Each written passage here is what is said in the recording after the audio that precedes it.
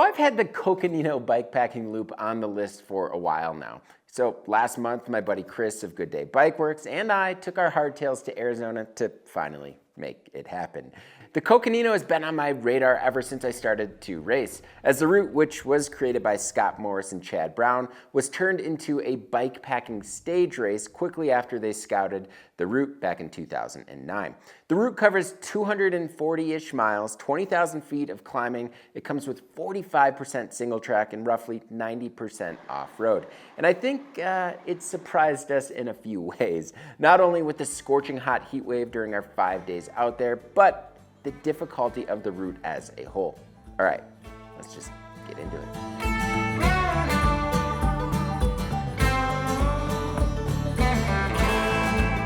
So day one, so we started from Flagstaff this morning after stopping at a little coffee shop, got a little burrito. And man, like day one started off great, just right away, single track, kind of steep, but like kind of riding through this canyon a little bit. It was gorgeous.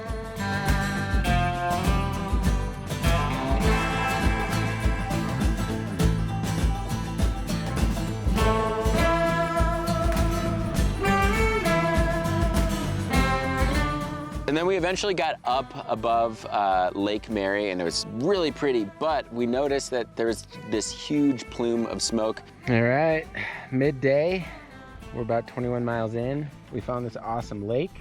Clearly, we have a wildfire. We're not sure if it's a controlled burn or not, but it definitely looks like it's a pretty serious fire. As we kept ticking off miles, we got closer and closer to this fire, and all of a sudden we got to a junction and there was flashing lights and everything like that. And we talked to some hikers and they told us that the Arizona Trail was closed for like 4 miles because they're doing this controlled burn.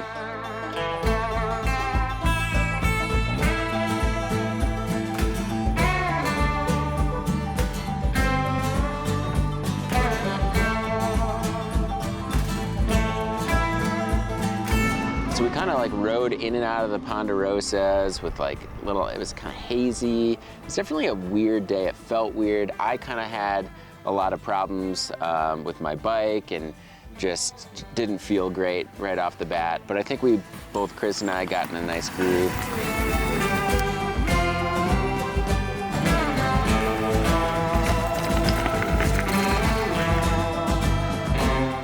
We eventually turned off the Arizona Trail and took a collection of kind of Forest Service roads, basically to this beautiful spot right here.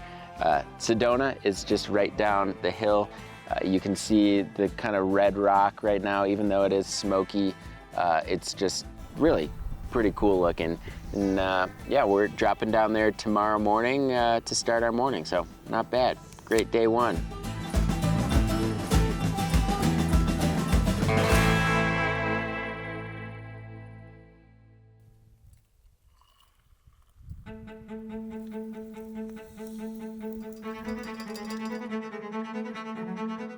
Day 2 of the Coconino adventure. Started kind of off with 2 cups of coffee. The highlights morning-wise was, I would say, the breakfast we got after this ripping downhill descent off the mesa up there.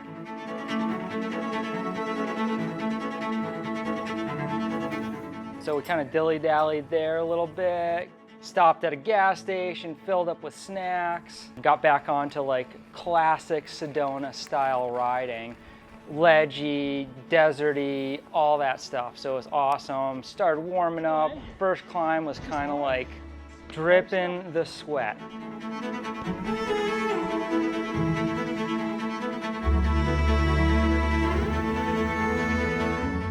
Kind of got a little nervous. Water was starting to get low. And then we get this kind of like super steep downhill.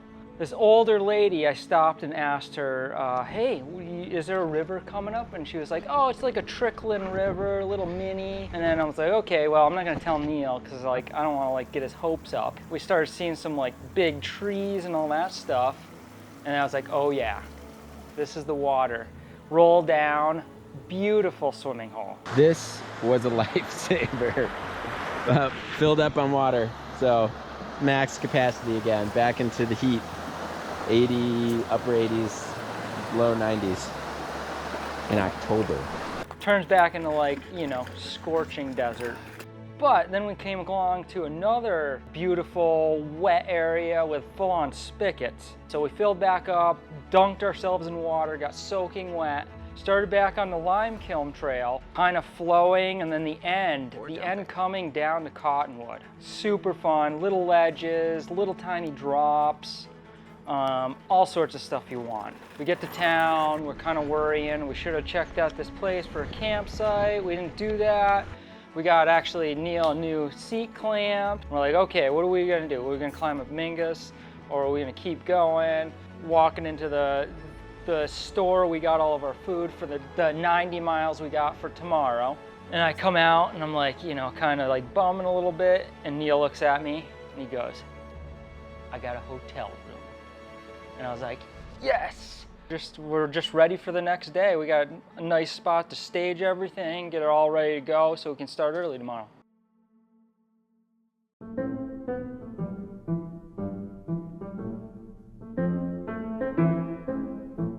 Day 3 was pretty epic, so I think it was really helpful that we started in Cottonwood. We didn't have to pack up our tents or sleeping bags, which kind of allowed us to get a little bit of an earlier start, and we really needed it because going up Mingus was just brutal. I heard things about that climb and that mountain, but man, it started off just pretty steep roads, and then we got on that single track bit and just tons of hike-a-bike. And we actually even took the southern route to avoid a little bit more steeper hike-a-bike and to just like butt us up right next to the spigot once we got up top. Not really sure why Scott Morris put this in here. Oh, wait a minute. It's Scott Morris. Of course. This is just perfect. Yeah.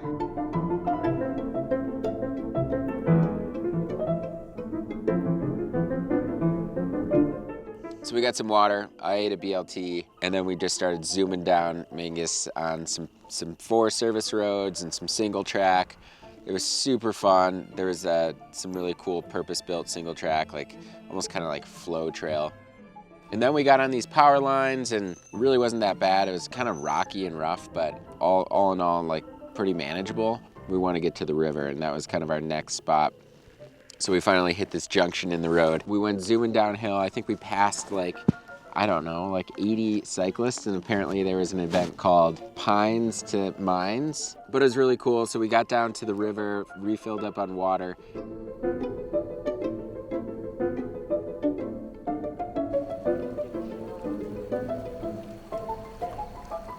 Just kind of chugging a little bit of water at the Verde River. We started climbing up, buckling down, and hammering out the miles. Our goal was like just over 52 miles today, and I think we both said once we hit 52, we'd basically start looking for camp, and we started looking for camp at 52, and we finally found a pretty good campsite up at 6,000 feet, kind of overlooking everything, and we're whooped. It was a big day, 8,000 feet of climbing, 50 miles, 54 miles, a lot of hike-a-bike today, and just a lot of chunk. Arizona's just chunky.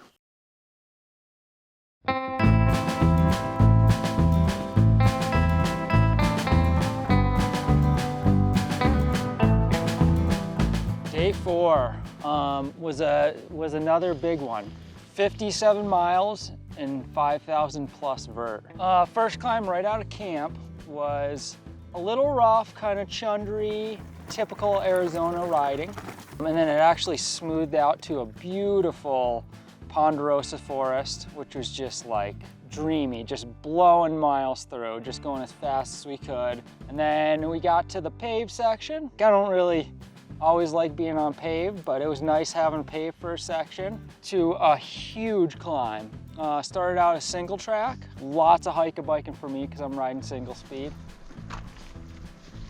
We could take this nice road and you could probably pedal, or you could hike a bunch of switchbacks. So we decided to take the fire road up, which was fantastic. I don't know how much vert it was, but it was a big push. And then the backside was just chundery. It was awesome. Really hard descent. I would say you got to have some bike handling skills for that side. It was burly.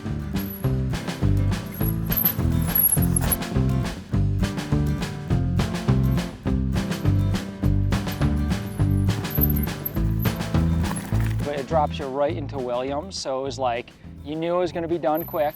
We got down there, we were looking at food. We decided on tacos, which tacos were amazing. Really cool town, Route 66 town. So it was cool going through there, old diners everywhere. It was really cool. But it was just cruisy dirt roads, back into the big ponderosa forests.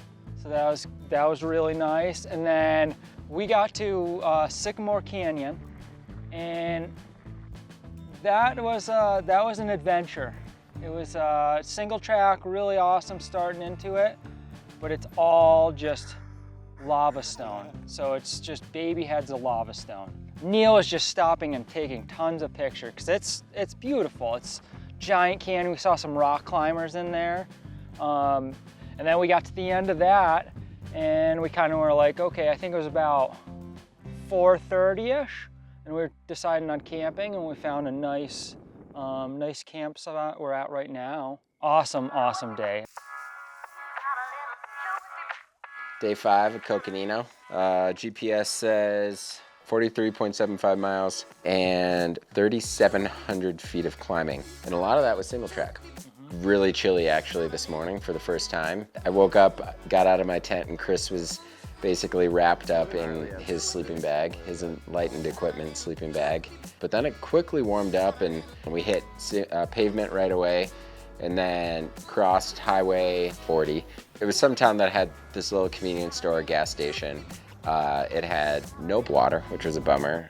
They said something about their plumbing being bad. We got some food, boogied out of there, and then kind of just climbed and meandered our way all the way up to the Arizona Trail.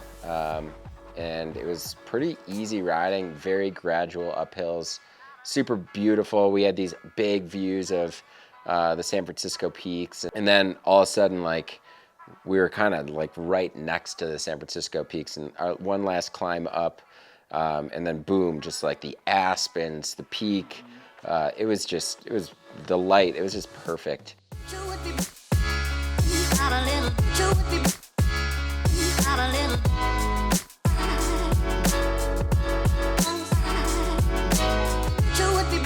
And then we basically turned on the Arizona Trail and just started descending and meandered our way along a bunch of different single track networks, and hardly much ascending after we hit the top of the Arizona Trail, or that top point, which is like 8,400 feet or something like that. Chris had to finally put in a tube after his front tire would no longer hold air and we didn't have any sealant. But yeah, finally descended down into town, and we're at our friend's house drinking a cold one and reminiscing about the Coconino Bikepacking Loop. Don't fool yourself.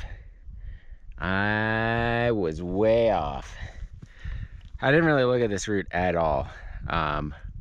Following the line, just so much leading up to this trip.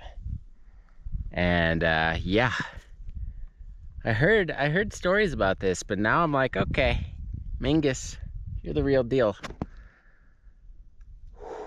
We're getting there.